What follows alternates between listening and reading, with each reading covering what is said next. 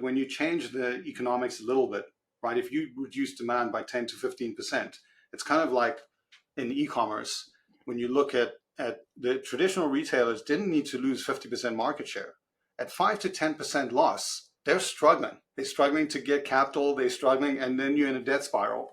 So I think it's hard to imagine, but again, if you look at tech and what happens to incumbents, we don't need 50% drop in oil demand. You need China to flip to majority EVs, and you need EU to flip to majority EVs, and then we're having a completely different conversation. I think at that point, you really don't want the oil majors as a partner. They have their own problems to deal with.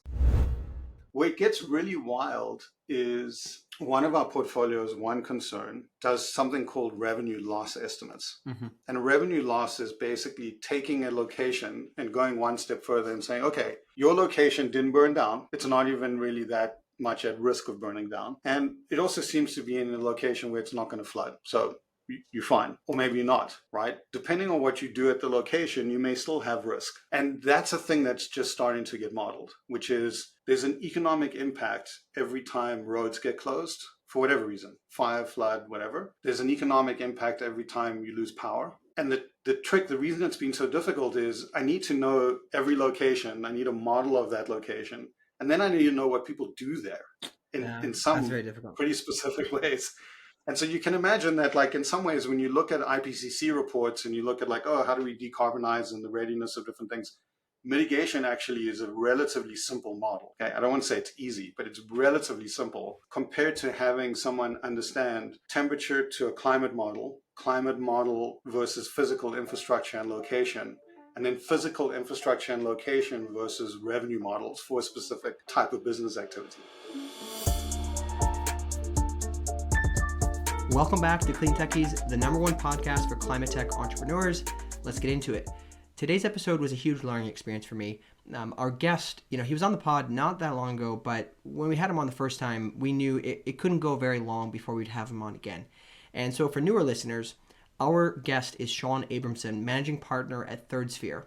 He originally appeared on episode 136, where he talked to us about a couple of things, most specifically the escalator of impact, which is basically where you should use different types of capital when you're building climate tech hardware. This is based off of a talk they gave during Climate Week in New York in 2023. Probably my favorite event of that Climate Week. There's another event that was quite good as well. I won't say which one, but that was a very good event. And we also talked about hardware as an AI moat. This is one of our favorite episodes, so I highly recommend checking it out if you have not already heard it. Again, that's episode 136. And since we covered all of those topics last time, as well as what they're doing, today's episode focuses on a discussion around two macro topics, so it's a little different. First thing we covered was partnering with oil and gas majors. Should we partner at all? Under what circumstances? And a few hot takes that really surprised me, to be honest. Secondly, we talked about repricing climate risk, specifically how the insurance companies leaving certain states is essentially a step towards us understanding the true price of inaction. I won't spoil it, but let's say if things are tracking the way our discussion pointed, we will see the idea of this green premium disappear because, well, I'll let you listen to hear for yourself. Oh, and hey, before we start, if you're not already a subscriber, be a G, drop us a follow wherever you're listening. Not being a subscriber and listening to the show is kind of like showing up to a cookout, eating 2 full plates, drinking a 6-pack, and not bringing a dish to pass. It's kind of not cool, man. Give us a follow, support the show. If you already are supporting the show, we love you. Thank you so much. And without any further delay, let's get into the episode. All right, welcome back to the show, Shaun. How's it going? Excellent. Thanks for having me again. Yeah, absolutely. Super excited to have you back on. Obviously, last time was a blast. As we were talking before the show, probably some other topics we could bring you on for as well. It sounds like things that we didn't plan to talk about, but let me just set up the conversation. I mean, and by the way, for people who haven't, I would definitely recommend going back and listening to the last episode we did with Shaun. I think it was 135. I think it was. But let's get into it. So we wanted to talk about one thing in particular. I think what we'll start with, which is there's a bit of a debate kind of re-sparking around the climate community and whether or not you should, I mean, effectively, whether or not we should partner with oil and gas companies in innovation, financing, pilots, whatever, right? You had brought up to our attention a post that came up. It's not really about that one organization in particular. It's kind of about the broader community. So let me just kind of tee it up here for you. Give us some of your initial thoughts, and we can just get into it. Yeah, I think we talked about this. I think it's a messy topic. So I think the way that we think about oil and gas in general is the way we think about sort of tech incumbents. When we think about sort of using tech to address climate problems, it's closer to thinking about, okay, what happens with a mobile phone when you've got an incumbent with landlines? Or, now what would happen with, satellite internet versus fixed broadband? Or, going much further back, horse and carriage versus automotive. And so I think there's some normal things going on with incumbents trying to protect a core business that unfortunately also happens to be the most damaging thing for climate, right? So you've got that combination which just makes this worse or harder. And so I think, like, in the history of tech, there is a little bit of collaboration with incumbents, but it's not generally the rule. So that's the. What are some of the, like, because again, I'm a baby at this when it comes to understanding like the history of tech. So like, what are some of the maybe examples that you would share that you recall where, hey, there was this partnership that it worked really well, and maybe there's a couple that like it went really south because what they did is they ate them up and they just basically shut down the business. Like, can you talk a little bit about some of those for us? Yeah, so I think so, to go back to, we have Microsoft because of an IBM collaboration. IBM was definitely the incumbent. In some ways, the door for Microsoft was open because they didn't think PCs were real. Right. The counterpoint is obviously Apple, because Apple was, building a completely distinct ecosystem. They did sort of full stack. They weren't interested in selling, pieces to the incumbents. If you look at the history of Google, before they figured out if they had a business, they were selling search appliances. Like, I was a customer way back for a box that Google sold for a time. Yeah. And so they sold them to Yahoo. And in some ways, Yahoo probably made the business, right? Like, they learned a lot from that relationship. Hard to think of Yahoo as an incumbent because they were maybe like, a few years ahead of Google. But I guess there's certainly examples, but I think in every area of tech, Apple tried to collaborate, I think at some point with Nokia, really was kind of a mess, was not a great product, was just too complicated. And I think in some ways what happens is the overhead of trying to manage the relationship and then the sort of misalignment of interests. Usually it's not about how good the people are. Most incumbents have perfectly smart, perfectly capable people.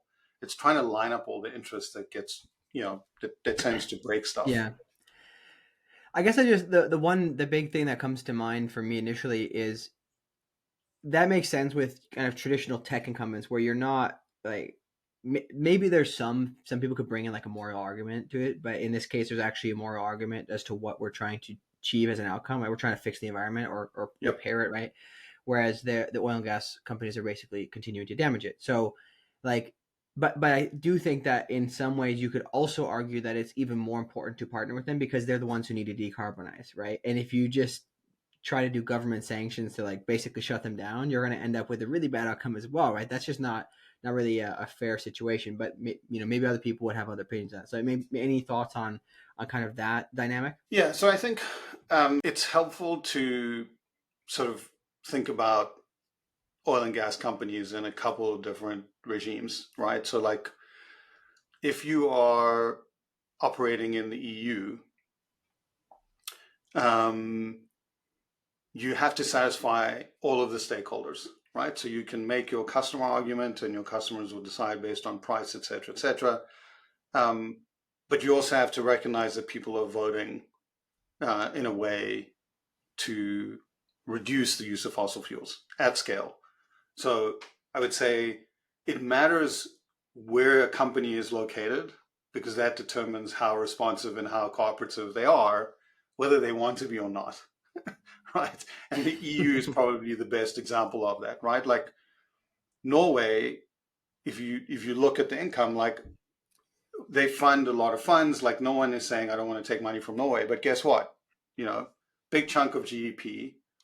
I think it's like a quarter of GDP, maybe more. And no one blinks about working with Norwegian funded firms or sovereign wealth or anything else. Mm. And I think the reason is that it does look like they're making a pretty concerted effort to take income from oil and gas operations and directly put that into things like, they have the highest EV adoption in the world, right? It's very clear that they're doing something. So that I would say is sort of the good end, and it demonstrates what's possible. If you put everyone up against that as a sort of reference for what do you do with the revenues and how do you invest in the future that's low carbon, everyone else looks pretty terrible, right? Like BP and Shell don't look bad, right? But it feels like they're being dragged into the conversation. And then, you get to the US and it's like, yeah, I think I would say there's a fair amount of disingenuous behavior, like, oh, let's do, if you look at half of the IRA, it's the let us pump for another 20 years, let us pump for another 30 years. It's literally meant to give tools, give talking points. I personally don't believe that a lot of the carbon removal stuff that's being paid for with taxpayer money is doing anything except just extending the life of oil and gas assets in the US. A lot of people are going to call that cynical. I just don't see any evidence. The math doesn't work, but it will mean that we can keep using oil and gas, right? So I think I would say the US version of this is sort of the middle road. I understand why people want to engage. I generally not that excited. I think it's a pretty cynical industry given how long they've known whatever. And again, compare them to Norwegian sovereign wealth, and they really look like they're not doing anything in terms of level of investment, right? And then finally, I would say there's a group of folks that are essentially petrostates in the sense that close to half of the economy, the economy is oil and gas, right? Mm-hmm. So Russia, Saudi Arabia, a lot of the Middle East, like they have a real problem, right? Like the people who are in power in those countries, if you took oil and gas away, they will not be in power anymore. It's the source of power for them. So that feels like another whole set of questions. And I think where things get murky is when, there are investors in the US saying, hey, I'm going to go and do my tour of the Middle East and bring in oil money and it's going to be fine. And actually they're trying and we should give them some credit. And again, I'm like, that's fine. So make it public, put it on your website, right? Say that, this is your source of funding. And I think folks don't do that because they know that that is probably not going to hold water with most of the founders that are working in the space. It's probably not going to hold water with a lot of the LPs that want to invest. They don't necessarily want the co-investment.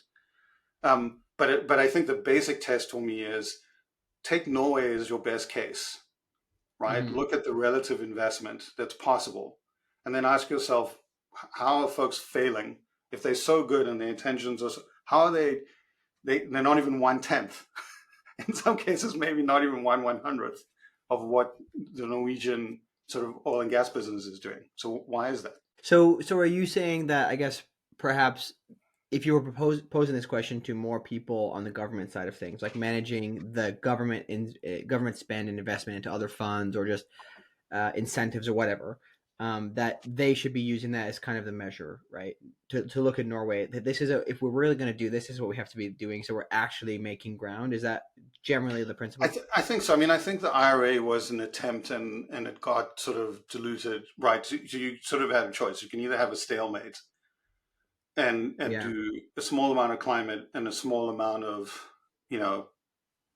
pork, if you like, for oil and gas, or you can do a lot of pork for oil and gas, and in return you get and then I think what you're doing is you're just saying the market's going to decide. We'll give you both some support.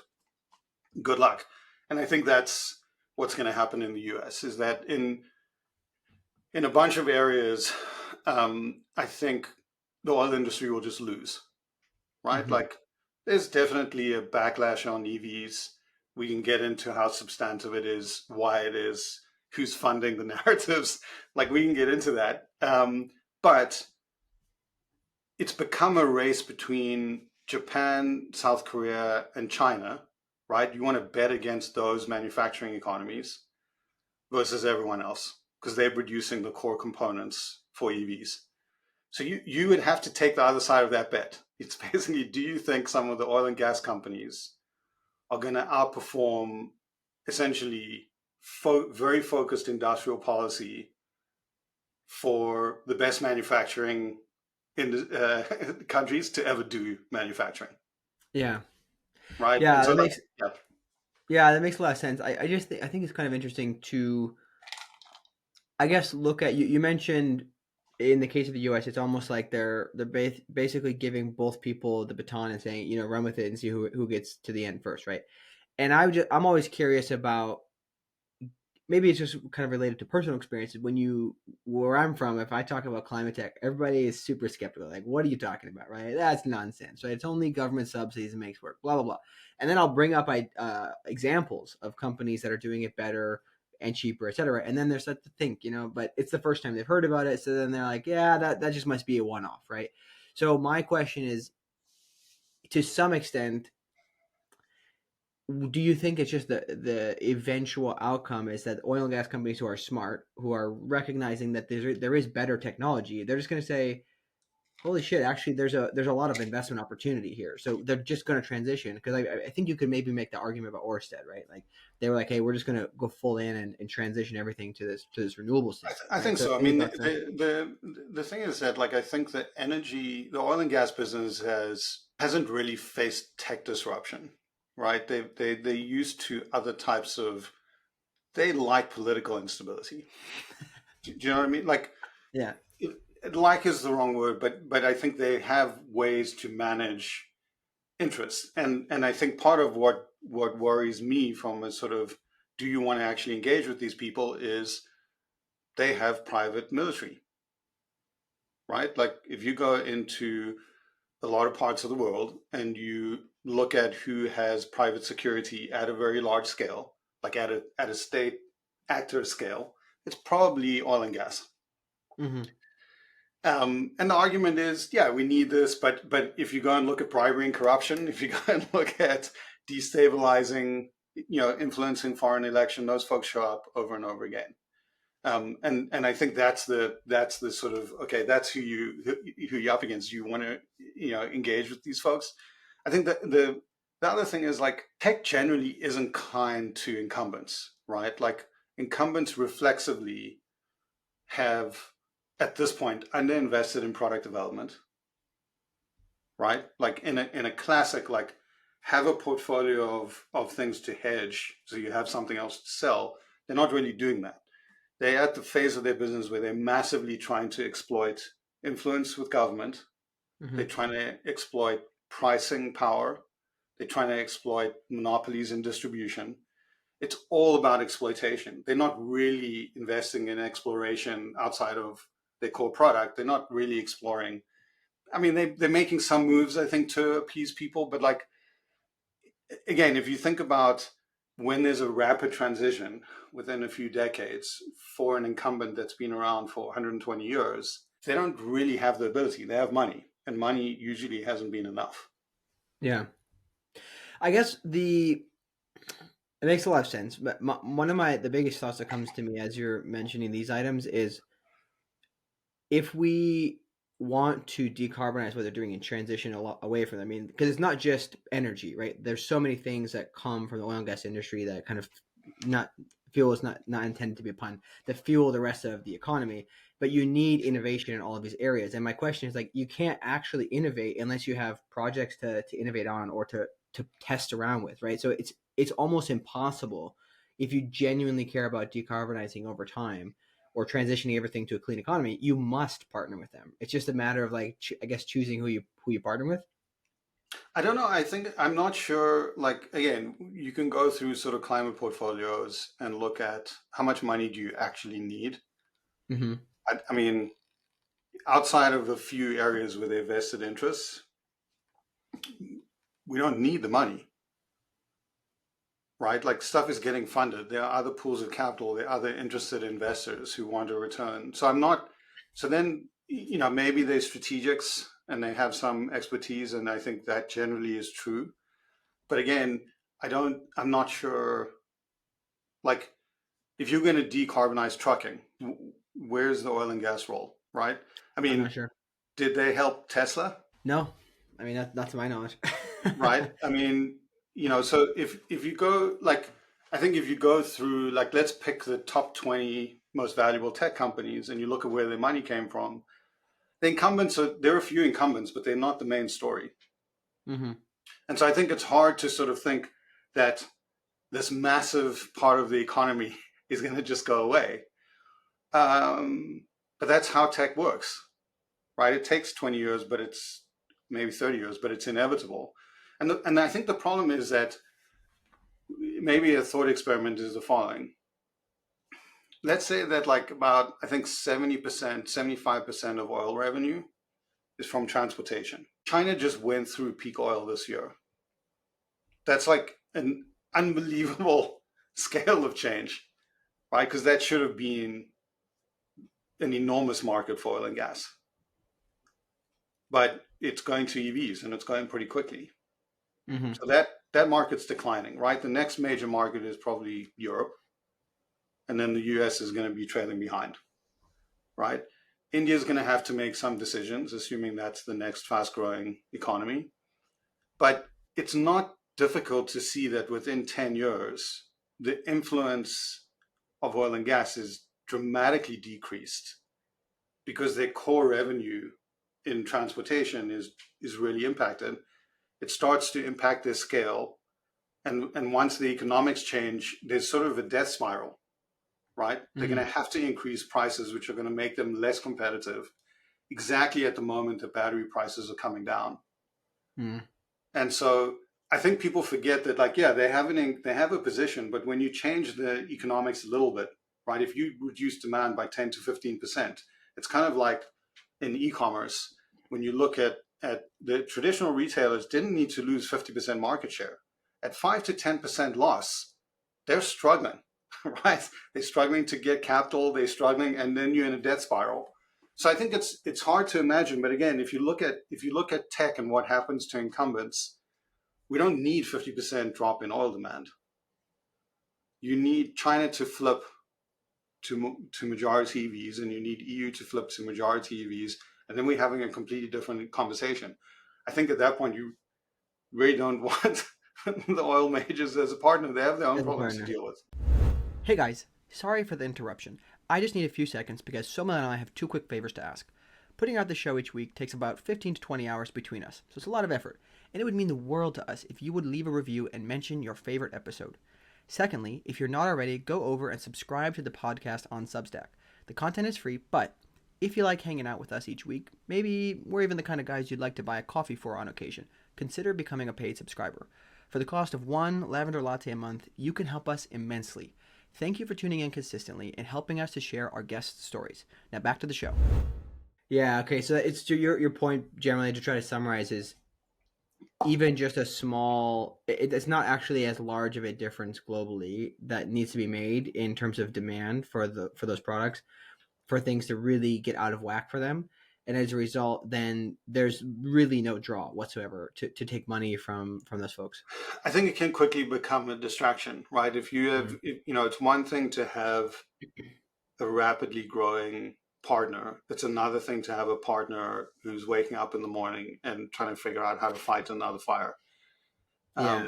And so I just think that, like, I don't want to overvalue, again, I think that there are some good actors who are trying to make a transition and who believe and want to take a lot of the revenue, a lot of the cash that they generate today and redeploy it into next generation assets.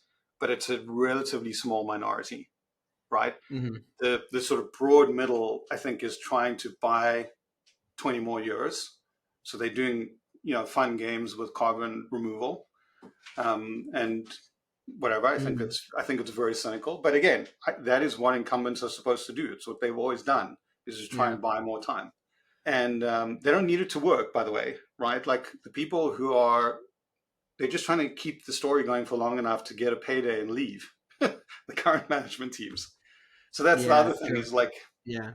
Because their incentives aren't necessarily properly aligned in a long-term no, method that it makes any much do you difference. want, I don't think you want to be around in 10 years to deal with litigation while your business is shrinking in the major economies in the world. Who wants that job? Not me.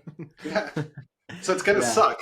And we're probably going to have to cut a deal with people who are going to manage those businesses into a final decline. Mm. Because it's going to be, we need, they still have to operate, right? Like we're not going to be able to turn them off. But yeah, it's a tough, I think, our choice is we work with folks in natural gas because it's really unclear how you can quickly move off natural gas. Like we don't, for heating applications and some grid applications, we kind of need them to be around for a little bit longer. And I think some of them are at least trying to invest in adjacent. Mm-hmm. Again, there's plenty of bad actors, but I think in Yeah. general, that's what we found. But I think oil is tricky because I think, especially once you get into like petrostates, it's really messy. It's really Yeah. messy. Yeah, well, one thing I guess that I'll just make my 2 cents here on this is that a lot of people do talk, at least in the space I fall in, because I work in talent. They talk about the value of finding talent from oil and gas because there's a lot of different kinds of engineers that aren't typically found, Yep. especially when you look at green chemicals, right?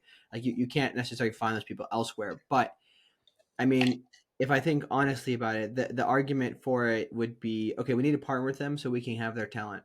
But if you're getting enough funding and there's probably enough people who see the writing on the wall or who got into oil and gas because it was cool at the time and now they want out, you can actually probably have an okay time recruiting people out of those companies to come work for 100%. you. I mean, I think we see that in our portfolio, right? Like, I joke with people like someone came up with natural gas, right? A branding person. We normally think about chemists and other people, but like someone did Yeah. that branding work.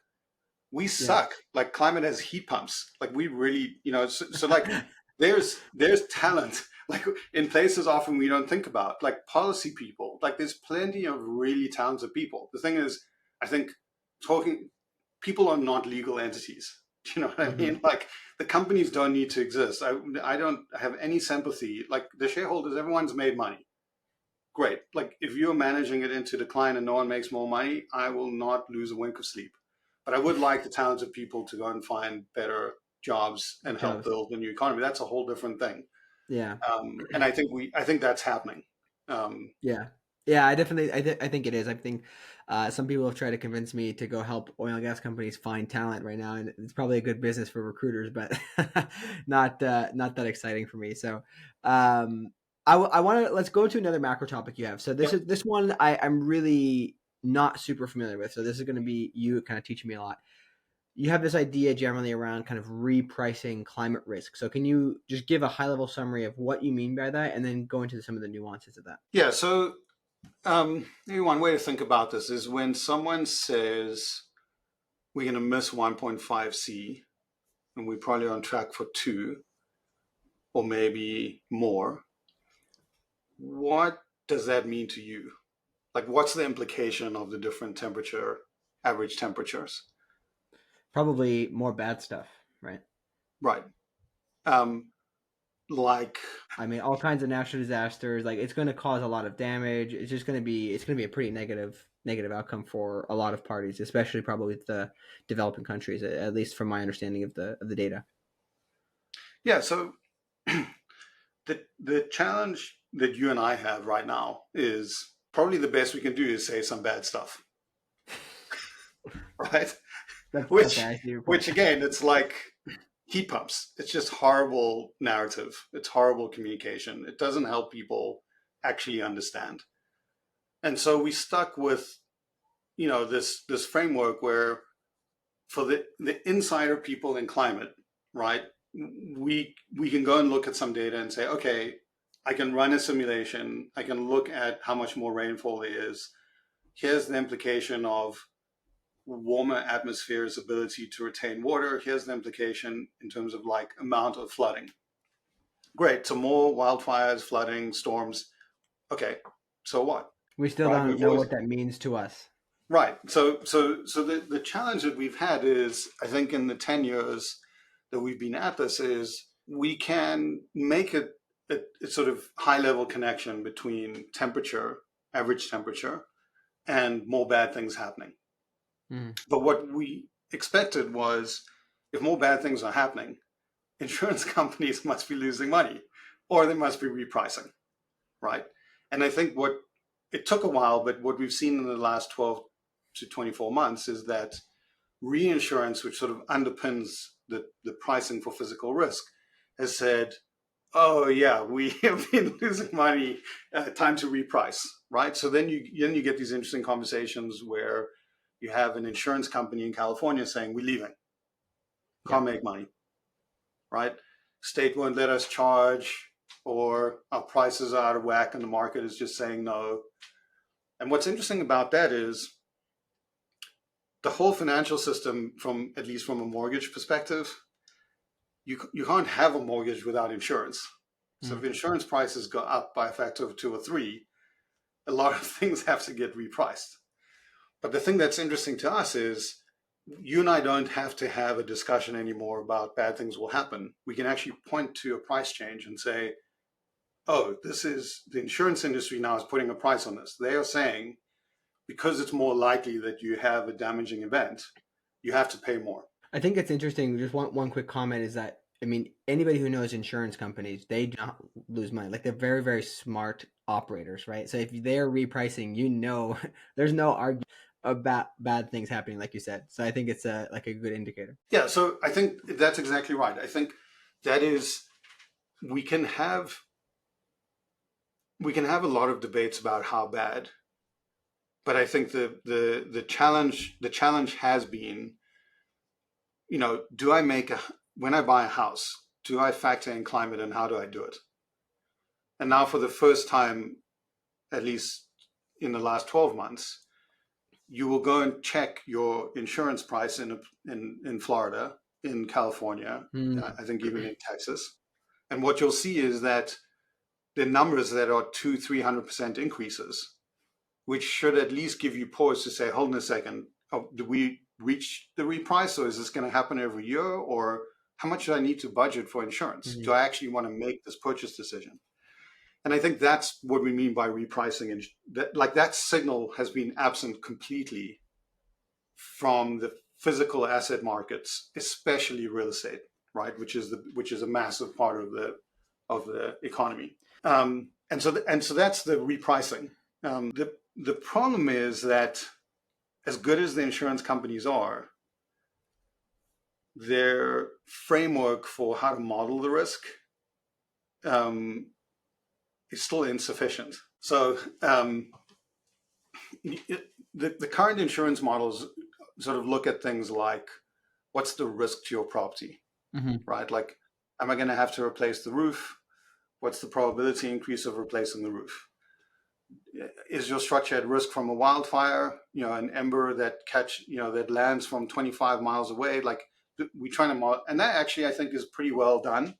I'm not going to argue with the folks building those models.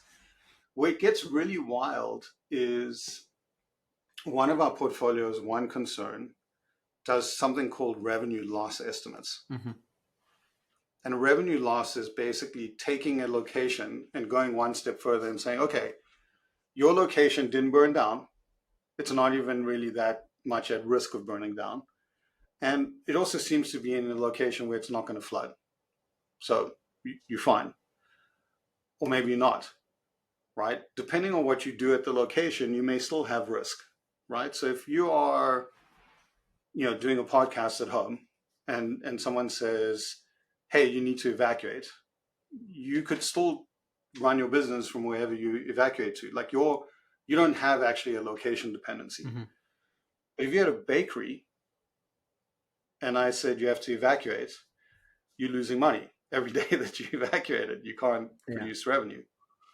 And that's a thing that's just starting to get modeled, which is, there's an economic impact every time roads get closed for whatever reason, fire, flood, whatever. There's an economic impact every time you lose power. And the reason it's been so difficult is I need to know every location. I need a model of that location. And then I need to know what people do there in some very difficult. pretty specific ways. And so you can imagine that, like, in some ways, when you look at IPCC reports and you look at, like, oh, how do we decarbonize and the readiness of different things, mitigation actually is a relatively simple model. Okay, I don't want to say it's easy, but it's relatively simple compared to having someone understand temperature to a climate model versus physical infrastructure and location, and then physical infrastructure and location versus revenue models for a specific type of business activity. I don't know if this is the right place to interject on this, but my biggest question when we get to this part of the discussion is, are there mechanisms, because I've heard people kind of talk a little bit about this, and I don't know, again, I'm not a finance guy, so it's hard for me to understand sometimes, but this principle that we could price in this risk, this actual, like an actual dollar amount into everything, so that when you consider that, this idea of there being a green premium is no longer a green premium, because you start to realize if we don't do this, in fact, we're going to pay more in the end. Or like maybe on a state level, we have to look at these things as a holistic thing. And how can we either apply kind of like the same principle as a carbon tax? Like, how can we apply these extra fees to then help people realize that, hey, we're not just charging this fee just because we want to make more revenue. We're charging this because if you don't choose the other option, we're all screwed. So exactly right. So let's take car insurance, right?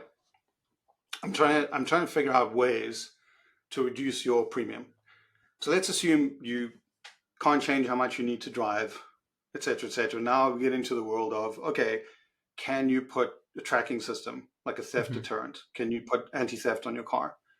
Can you get airbags, right? So now your risk of injury compared to a car with no airbags is different. But car insurance has been through this. It's basically like, if you want a lower cost, we've done the math. You need to do these things, and then you pay less. Mm-hmm. We're just starting to have that conversation in climate, right? So let's say you need wildfire protection. What do you do? Like, how do you reduce wildfire risk? Well, I can do some things on my location. There's people who will install an outdoor sprinkler system, right? We have indoor sprinklers. That's how most cities, you can get insurance for commercial buildings in most cities, is you need a fire code to have sprinklers. The fire code literally lets you get insurance. Like that was a community level agreement on a standard, so that essentially fire and insurance agree, here's the minimum requirement for you to get coverage. So we know how to do this. Like, we've done it for other things.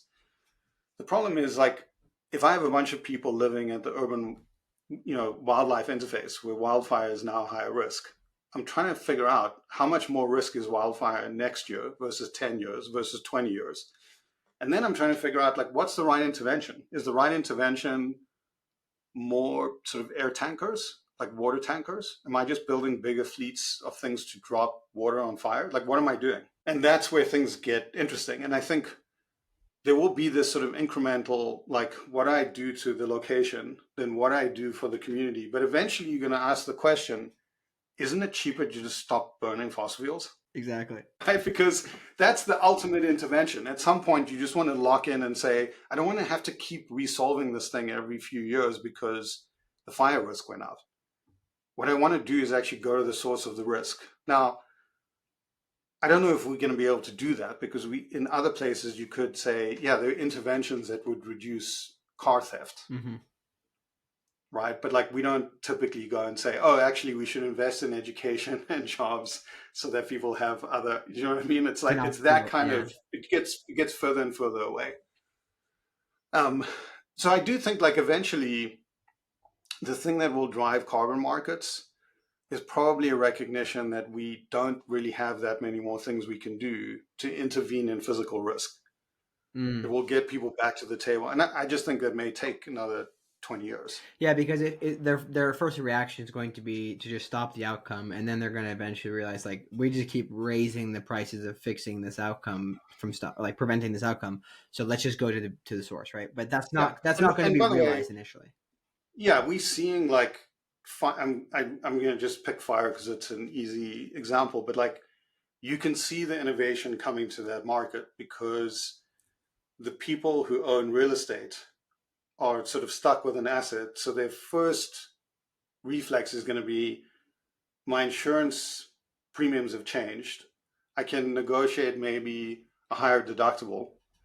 But if I'm going to have a higher deductible, I'm going to have to do some work myself to just reduce the risk. And so that's what the market's currently doing, right? If you go to Malibu, the people in Malibu getting, sprinkler systems for the roof of their homes to reduce the chance that they, have an ember that sets the roof alight. And there's more stuff coming that looks like that. But that's going to be the first response is we're going to give superpowers to firefighters. Yeah. Right. And then insurance can at least stabilize or even come down. So, I mean, the thing I want to ask, I mean, there's probably a lot of things you could ask here, but from your perspective as an investor, like, where do you want to rattle off a few examples of opportunities to fix this, to build companies to solve these problems? Yeah, so maybe I think there's two ways to think about this, right? There's one which is the direct kind of, insurance is going to get more expensive. In a big category like real estate, there's enough money to pay for other stuff. So yeah, we should find whatever, flood, fire, go through the physical risks, figure out who can do something about it. That's one. The other thing is there's some weird links between mitigation and adaptation. So if you talk to folks who have spent a lot of time with the grid and are thinking about, like, how do you decarbonize the grid, you land up with this interesting discussion about levelized cost. And so levelized cost is this attempt to just say, nuclear, here's the range of estimated cost of electrons, coal with carbon capture, et cetera, but it lets you basically do a comparison and you can sort of model out who's likely to win, right? Because coal is great, but like adding carbon capture to coal, you're probably losing to solar and storage, even long duration storage, you're still going to lose, which is, I think, the memo that the coal industry got, which is basically everyone did that math and they're like, yeah, you guys are losing, right? And eventually that will happen in natural gas. It's just the economics of natural gas are better. But there is an important assumption in that math, which is if you get your electrons to the grid, you're good. But what happens if the grid isn't reliable anymore? And so one of the things that we've tried to look at is to say, when someone comes to us and says, oh, I'm doing distributed energy, I'm doing virtual power plants, I'm doing all these things that are like on the edge of the grid, those things look much more interesting in a world where the failure mode for most revenue risk is loss of power. So focusing first on local energy instead of the utility. Yeah. So let's go back to the example. You're doing a podcast, you don't care because your power went out, you just move or you just go on vacation. Your friend who has a bakery, what's an investment that they could make? Well, if you want to do the payback on rooftop solar or community solar with storage, today we keep asking questions about, what's the wholesale price, and can I do the math, and can I sell electrons into the grid, please, Mr. Utility? Like, why are it's irrelevant. Like, if I'm trying to do the math on avoided revenue loss because the grid is actually less reliable, guess what? My battery is an insurance policy. And now I've got another whole framework as a customer to think about, why am I buying a battery as an electricity cost? That's not the question. The better question is, can I buy a battery so that for the week when the total number of weeks per year or days per year when I would have lost power, I'm open. Right? My customers don't know the difference. And that's interesting, right? Like that intersection of, I'm trying to decarbonize, but my resilience actually is subsidized. It's not a green premium because I'm I'm getting another benefit that's not just decarbonization. And do you think that this is going to, in this particular example, that this type of outcome is going to be mostly led by businesses recognizing this, or insurance companies saying, hey, we can probably prevent ourselves from losing money by offering this, going out to our clients and offering this as a solution, and partnering with somebody? I think the insurance companies that are already going down, that see this opportunity, as it lets them stay in the market. It lets them find new. I mean, in some cases, this will be a new product, but I think there's a category of products which have to do with the translating climate risk into revenue or lost revenue or inconvenience, right? So like if you said to someone 20 years ago, what's the cost of being disconnected from the internet? What's it worth to you, right? Like people insure their phones because you don't want to be without your phone, right? So, okay, so for your home, what's the benefit of having uninterruptible power, at least for core things, right? It's the same thing. It's like the thing that's going to keep you online, the thing that's going to allow you to stay where you are and not be inconvenienced. The insurance industry, I think, is going to figure out how to bundle that. Here's a subsidy. We'll give you a reduced renter's insurance if you have a battery. Mm-hmm. Yeah. For example, I think it's going to be interesting. But the thing that we've been looking for over a few years is whenever we look at the straight decarbonizing value, we try to see if there's an additional likely benefit from adaptation and resilience. And that's usually the thing that seems to drive things like, rooftop and storage doesn't make sense versus utility scale storage and rooftop. But guess what? Like the grid, the utilities also aren't out there telling us that they are getting less reliable. It's actually quite hard to find that data, but that's exactly what's happening. Yeah. Right. So they are out trying to fight against, rooftop because it's taking revenue away. They have to pay for that. And now they have this additional problem coming, which is, oh, actually, you aren't that reliable anyway. So you keep trying to force me to do the math on wholesale energy prices. And actually, that's not the interesting question. The interesting question is, am I willing to pay to never be offline? Mm-hmm. And if that's true, a lot more people are going to get rooftop solar and batteries. I just think it's the difficulty now. I mean, we've seen this with one of our past guests. We had Haven Energy on at one point, and they brought this up too. Was that like in the middle of nowhere where they started, the main things that they were seeing were people didn't really care about per se the environmental impact. They wanted the reliability, right? But those people had a real problem.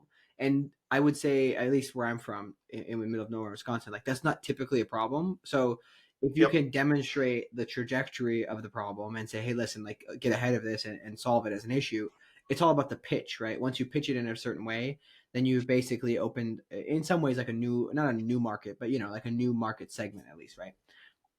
Yeah, and I think what's interesting is these are potentially new insurance products. Mm-hmm. So to have large, sophisticated players who stand to make more money by having new products, I think you just get more brain power, you get more resources looking at, okay, how do we solve this?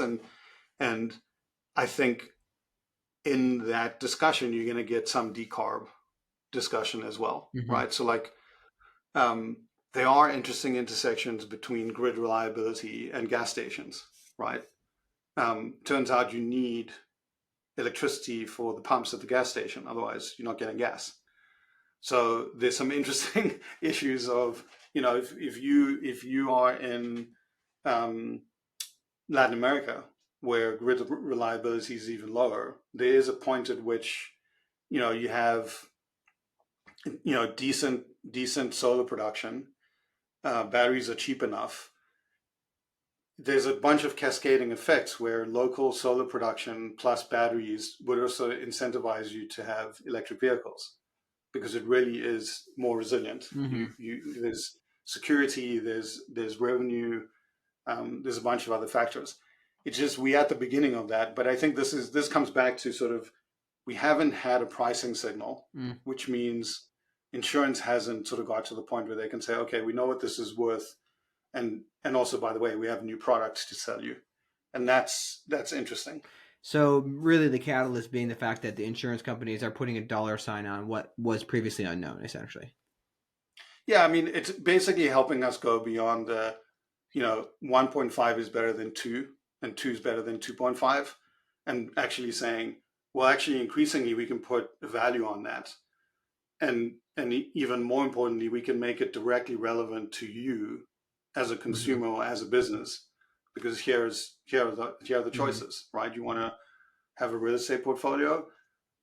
There's some places that are better than others. Or if you want to be here, here's some things you can do to be more resilient. And that, again, like that, it's the first time in 10 years that that's happened.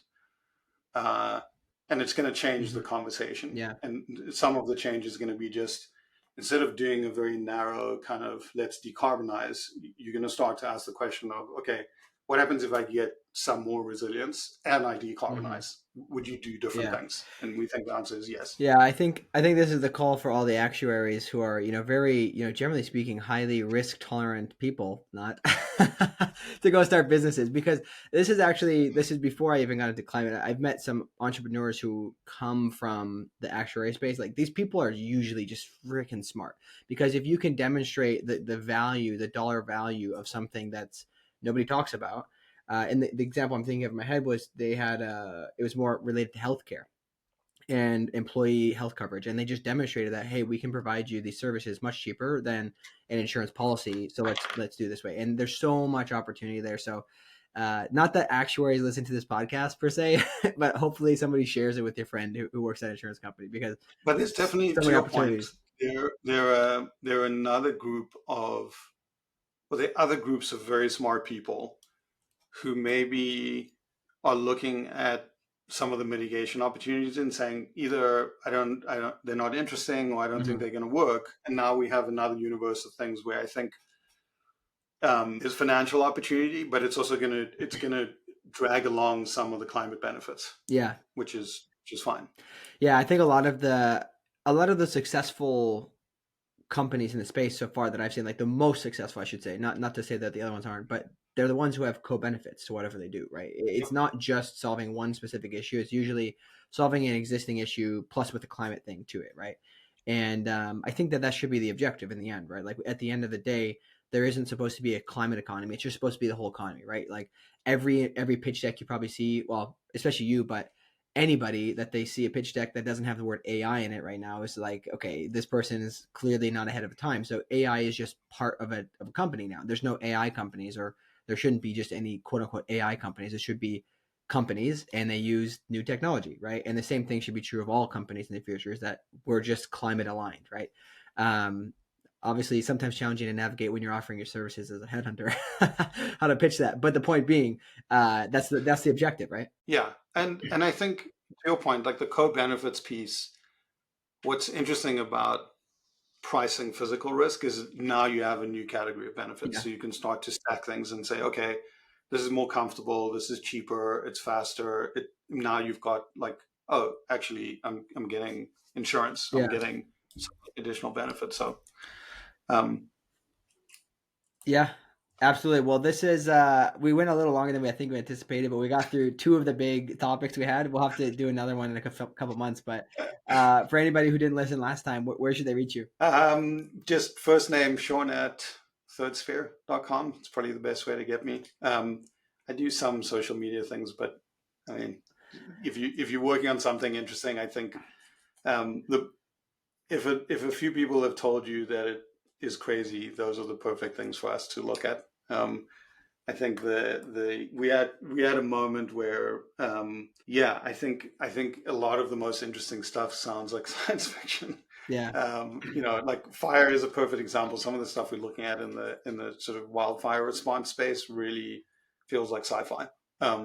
That's awesome. So that's a techie's dream, man. This whole purpose of the podcast. This is like the main thing before anything. Like when I got interested in climate, it was like I was just blown away by the innovation, right? And that's specifically why I just really love being close to these early stage companies, because it is so cool what is happening in innovation. Yeah, I mean, I think what is, just coming back to the, do you need the incumbents? Um, I think there's a lot of benefit to just say, if you started from the beginning, what would you do differently? Mhm. That I think there's some really interesting companies that come from sort of clean sheet. Let me do the Excel and sort of figure out, okay, here are my assumptions. Here's how we do this 10x cheaper, Yeah. right? Like, um, so yeah, that's best way to reach me is, my favorite thing in the world is getting a deck about something that seems like it may not be true because because it reads a bit like sci-fi, and yeah, happy to do the work to figure out if it's real or not. Very nice. Awesome. Well, thanks for coming on again, Shaun. This is a pleasure as always. Awesome, great to see you. All right, everybody, welcome to the takeaway section of today's show.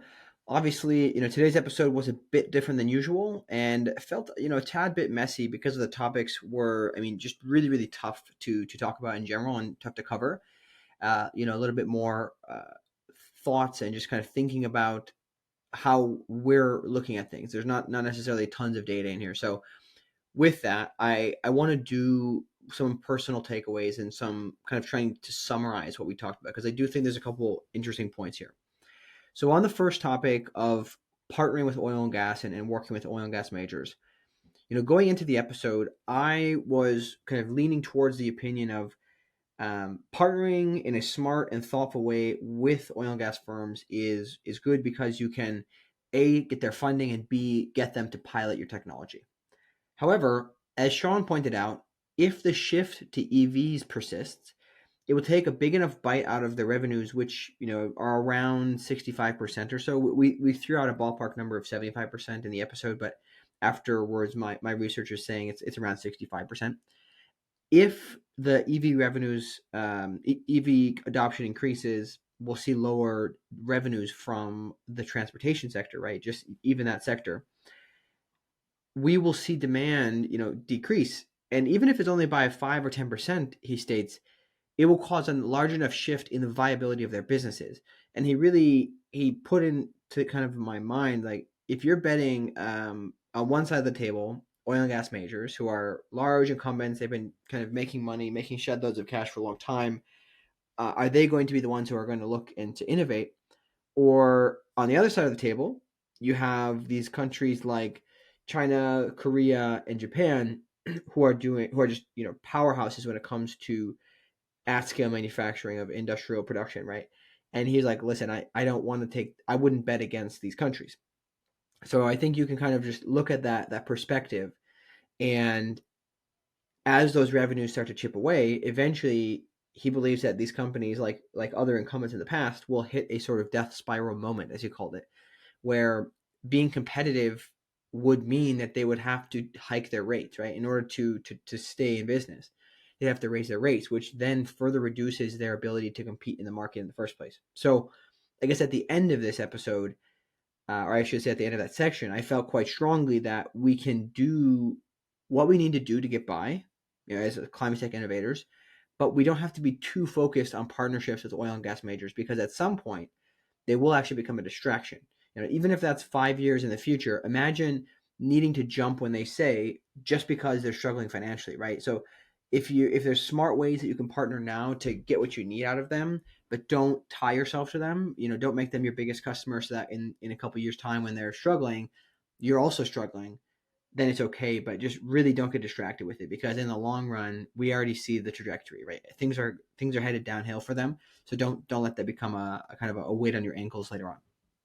So second part of this is still in that first topic, is we need to remember that oil and gas companies are incumbents. So we're looking at this kind of moral question around hurting the environment and hurting the planet. So that's kind of the way we look at it. But at the end of the day, they're incumbents, and they're going to likely behave like most tech incumbents have in the past, i.e., successful collaborations are not usually the case, right? More often than not, the partnership has very little result in many cases, and in several other cases, it actually causes these startups that partner with them to struggle because they're kind of bound by the bureaucracy or the kind of incumbent mentality. So that was the second part of that first kind of topic. On the second topic, so pricing in climate risk, I want to summarize this because I think it was very hard for me to understand going into it. So I'm going to summarize this partially for myself, partially for you. Hopefully it's helpful. In the past, we didn't really know what bad things would happen as climate change events increased. Now, with insurance companies showing signals of giving up or in some cases solving the issues like wildfires, we now see an actual dollar sign value, a price being put on the negative effects. So even more than that, there's also now interest in pricing in revenue lost from these events. So not just like what are the bad things and what's it going to cost, but also how much am I going to lose because the bad things happen. So from that section, I guess there's a lot of takeaways, but for me, the biggest takeaway was there are a lot of opportunities for startups to come in and start solving this kind of climate insurance risk problem because there need to be new models for all of these new kind of nuances. Collecting the data, building the models, and building the solutions, they're all blue ocean opportunities. So that was I'm really glad we did go into that topic specifically out of the 4 we had selected prior to the show. So, all right, that's all for today. Thanks for tuning in to the CleanTechies podcast, and we will see you next time.